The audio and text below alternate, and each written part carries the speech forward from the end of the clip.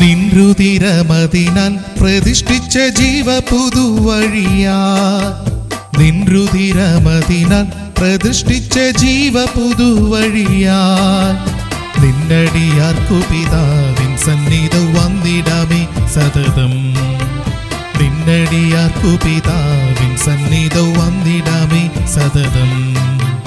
വന്ദനം യേശുപര, നിനക്കെന്നും വന്ദനം യേശുപര, വന്ദനം യേശുപര, നിനക്കെന്നും വന്ദനം യേശുപര.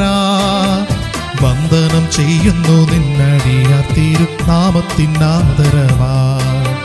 വന്ദനം ചെയ്യുന്നു നിന്നടിയാർ. ക്രിസ്തുയേശുവിന്റെ നിസ്തുല്യ നാമത്തിൽ ശുഭ സന്ദേശത്തിലേക്ക് സ്വാഗതം. വിശുദ്ധ വേദപുസ്തകത്തിൽ മത്തായി എഴുതിയ സുവിശേഷം 11-ാം അധ്യായം 29-30 വാക്യങ്ങളിൽ നാം ഇപ്രകാരം വായിക്കുന്നു: ഞാൻ സൗമ്യതയും താഴ്മയും ഉള്ളവനാകിയാൽ എന്റെ നുകം ഏറ്റുകൊണ്ട് എന്നോട് പഠിപ്പിൻ, എന്നാൽ നിങ്ങളുടെ ആത്മാക്കൾക്ക് ആശ്വാസം കണ്ടെത്തും. എന്റെ നുകം മൃദുവും എന്റെ ചുമട് ലഘുവുമാകുന്നു. കർത്താവായ യേശുക്രിസ്തു പറഞ്ഞു, നിങ്ങളുടെ ആത്മാക്കൾക്ക് ആശ്വാസം കണ്ടെത്തും. മനുഷ്യന്റെ മനസ്സ് അവന്റെ ജീവിതത്തിന്റെ കണ്ണാടിയാണ്. ഒന്നാമതായി, ഓരോ മനുഷ്യനും അവന്റെ മനസ്സിൽ സമാധാനം കണ്ടെത്താൻ ആഗ്രഹിക്കും. രണ്ടാമതായി, കർത്താവായ യേശുക്രിസ്തുവിന്റെ അടുക്കൽ വരികയും അവന്റെ സുവിശേഷ വചനം സ്വീകരിക്കുകയും ചെയ്യുക എന്നതാണ് ആശ്വാസം കണ്ടെത്താനുള്ള ഏക മാർഗം. സർവ മാനവരാശിയെയും പാപത്തിൽ നിന്ന് വീണ്ടെടുക്കാൻ യേശുക്രിസ്തു ക്രൂശിൽ യാഗമായി തീർന്നു. മരിച്ചവരുടെ ഇടയിൽ നിന്നും 3-ാം ദിവസം ഉയർത്തെഴുന്നേറ്റു. പാപനിമിത്തം മനുഷ്യന്റെ മനസ്സ് വളരെ അസ്വസ്ഥമായിരിക്കുന്നു. കടലിലെ കൊടുങ്കാറ്റ് നിമിത്തം തിരമാലകൾ ഉയരുന്നത് പോലെ അവന്റെ മനസ്സ് ചഞ്ചലമാണ്.